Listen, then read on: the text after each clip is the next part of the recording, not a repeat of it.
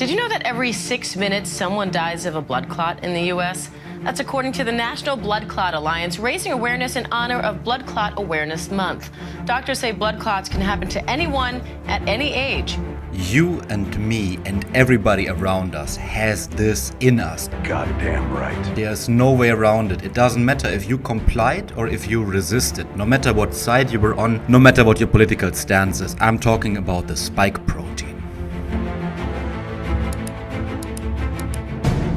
The content presented here is all fake news. There's something inside you that changed, and you noticed this, and I noticed this, and everybody around us also noticed this, and this is also caused by the spike protein.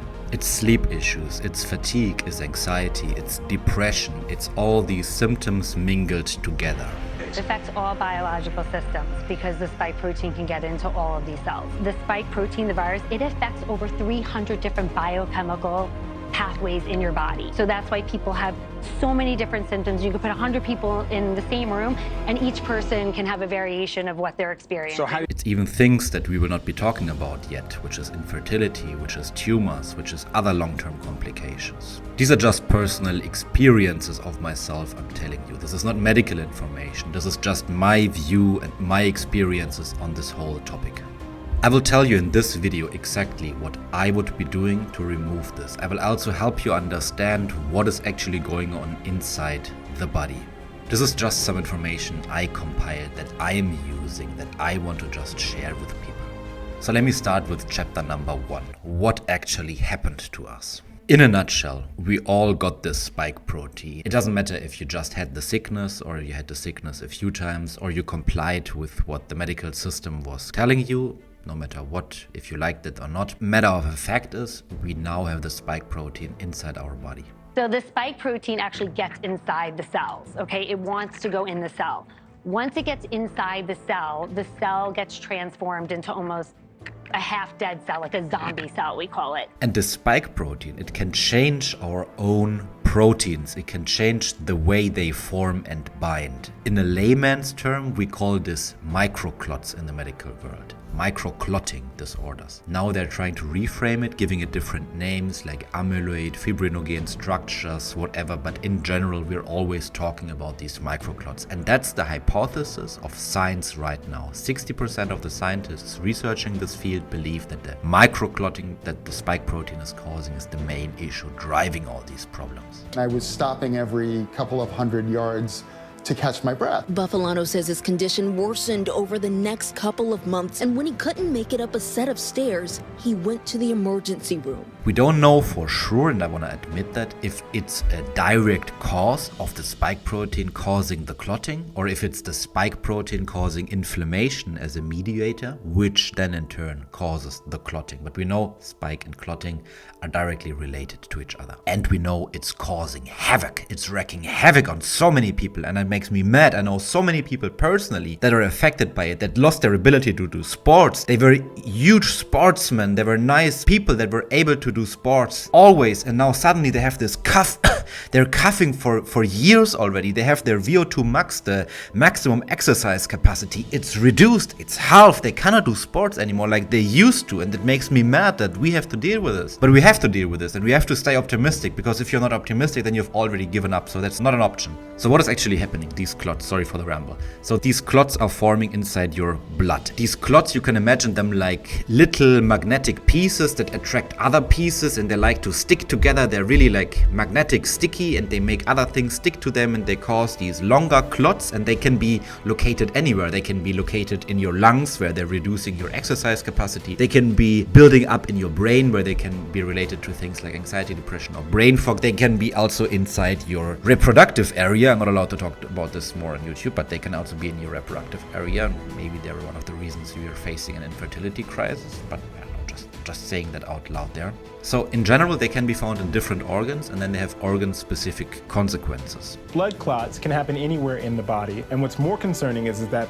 that blood clot can then travel or embolize to other parts of the body, which can lead to fatal injury. I'm curious, honestly, what the community is feeling. Please let me know down in the comments below if you're also experiencing some problems in the last few years or last few months. I would be really curious to collect this under the video. And also, just a quick disclaimer, sauna, I have a free community now on school.com. It's school.com/detox. It's completely free, and I want to build this as a forum where we are not censored. You can post anything about this, also the more controversial things about this topic. So if you want to connect with me in case social media blocks me soon again, then please feel free to join there. Let's start with chapter 2. What can you do? First of all, don't give up. There's always options and there's ways to get rid of all these problems. I will just jumpstart right into the practical things that I figured out by myself, by trial and error, and also by researching the whole science there is on this topic. The first thing I will be always taking, and this is the most important thing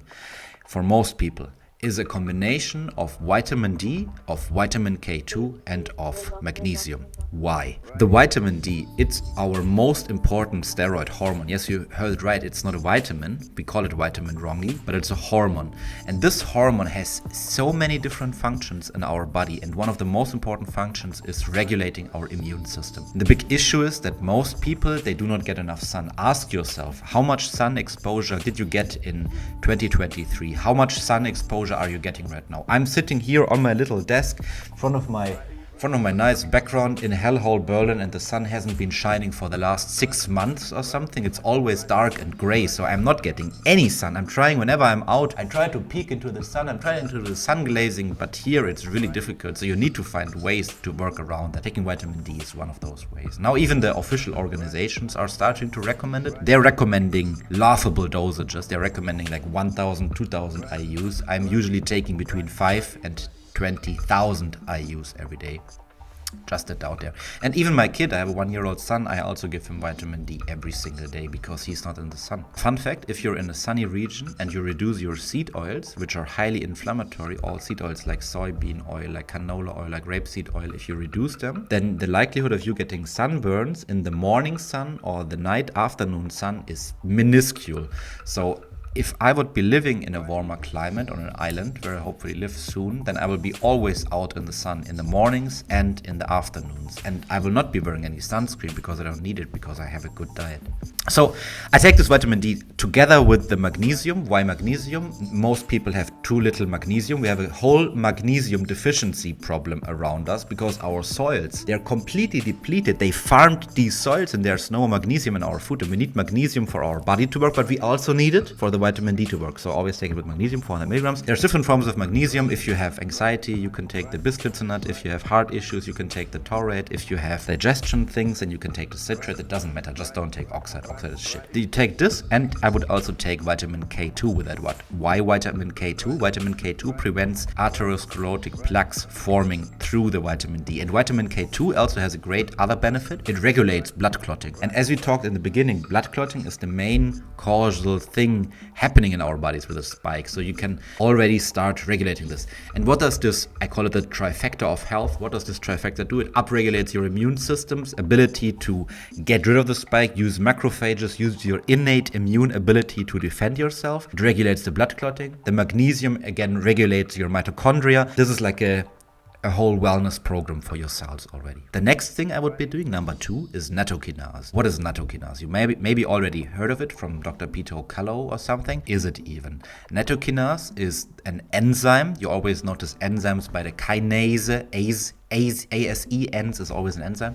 It's an enzyme produced when you ferment soybeans, like when you let soybeans rot together with some bacteria. That's when you get the nattokinase enzyme. And what nattokinase does, and it's unique in those abilities, it breaks down blood clots. So taking nattokinase for a few weeks, it's even measured in IUs, similar to vitamin D. If you take it for a few weeks, it can break down blood clots localized. Also makes your blood more free-flowing. Of course, check with your doctor if you are safe taking this. It's a supplement, but for some people that have clotting disorders or that get often hit on the head because they're doing rugby or some other weird sports, then this might be a problem because this could cause more bleeding. So be careful there, but in general, against the clotting issues, I would be taking nattokinase. And this is something that I had fantastic results. Just these 2 things alone, the vitamin D, magnesium K2 plus the nattokinase, these 2 things alone already have a massive impact. The next most important thing, I'm going by this in order of what is the most important to what is the least important, or what I had the least success. The next important thing is, in general, movement and sweating, the whole area. I know it's boring, I don't want to hear this, but sauna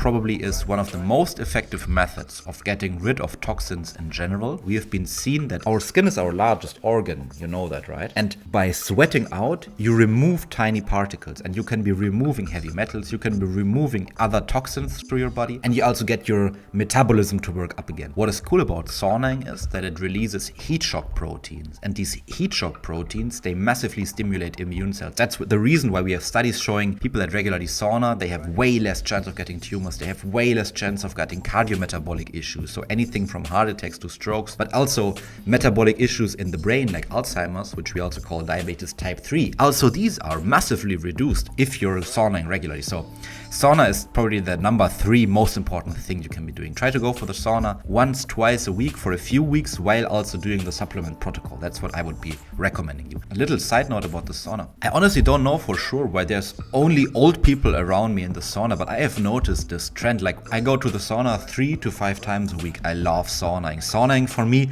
a little personal story. So why did I start going to the sauna?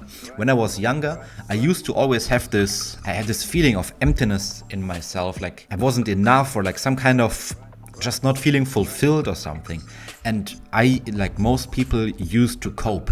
When I was very young, I used to cope with food addiction. When I was older, I used to cope with an alcohol addiction, with a weed addiction. So I used drugs to cope, to fill that emptiness. But of course, long term, these drugs, they ruin your health, and they ruin your mental health, and they also make this feeling even stronger the next day. So these days, ability of going to the sauna whenever I feel bad and coming out afterwards, the feeling, it's so relaxed and calm. The feeling after the sauna, if you're having troubles with the things I just mentioned, or I can highly recommend try out the sauna. It's a magic key and trick for myself. I will always be a sauna-fluencer. Sauna is the best thing ever. And I always wonder, why are there always so many old people in the sauna? Like, I'm seeing 10 old people time I go to the sauna. Like, it's full of old people, full of lawyers, policemen. They've worked in all kind of positions in the state, but these people, they love going to the sauna, and it's probably because they realize it makes you feel great, gives you vitality, it keeps your heart up. These people are not experiencing strokes or heart attacks like most other people do, because the sauna keeps them healthy. So just a little rant about the sauna. I'm a huge proponent of any time going to the sauna. If you have one available, try it out. Besides that, just try to sweat more. If you dress yourself very heavy and you go out for walking, walk your 10,000 steps a day, try to get your metabolism going, try to get that blood flowing again. So also those supplements can work localized. That's probably number 3 on my reason of what you can do. Afterwards, we have the supplement combination of zinc and quercetin. So this is actually a neat little hack that I'm also using whenever I feel I could be getting sick. And one of the reasons why when people around me are getting sick, I most of the time do not get sick. Zinc is extremely important for your immune system, and there are studies showing that if you take zinc before you get sick, you reduce the amount or the duration of your flu or cold by at least half, which is already mind-boggling. Like, instead of being sick for 8 days, you're maximum sick for 4 days. Like, the whole thing takes less time. So just a little illustration, zinc is super strong at improving your immune system. Whenever I'm sick, then you could be taking the zinc, and if you take it together with quercetin is a substance that is also found in green apples, for example. If you take it together with quercetin makes the shuttling of zinc a lot easier. Like, it's like a biflavonoid that helps the zinc to work even stronger. There's some supplement combinations that have both at the same time. Next up,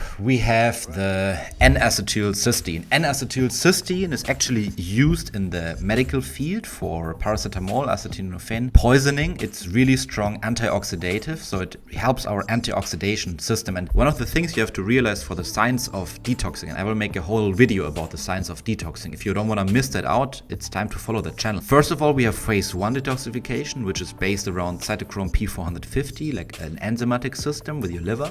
And then you have the system of the conjugation of binding and enzymatic reactions. And for both of these, you need to have your antioxidation and your redox system in check. And N-acetylcysteine is just incredibly potent at improving the antioxidation, at improving the glutathione levels, which is one of the strongest antioxidants in your body. It's very strong at improving that. And just using 600 milligrams a day is a great remedy. Some people are allergic to this, so take care of that. Fun fact, the pharmaceutical industry 2 years ago in the USA actually wanted to ban N-acetylcysteine, which is honestly completely crazy to me. But nowadays, at least in Europe, you can still get it over the counter. And the last thing we could be talking about is bromelain. And this is one of the newer frontiers. So what is bromelain? Whenever you eat a pineapple, have you noticed what happens? Your tongue, it feels like it's kind of dissolving. Some people think they're allergic to it. It feels like your tongue is breaking down. And fun fact, it is. The enzyme in the pineapple, it's mostly in the stem, by the way, called bromelain. It breaks down the proteins, and it breaks down the proteins on your tongues. It's very proteolytic, dissolving proteins. It dissolves the proteins on your tongue, but it also dissolves other proteins. So it also can theoretically dissolve the clots and the misfolded proteins, and it can work against that. And it's also a strong antioxidant. So eating more pineapples or taking a bromelain supplement or drinking pineapple juice, that's another way of counteracting with it. I'm curious, guys, what are your experiences? I hope this video helped you. That's all. I want to end this video with one important message. Wake up.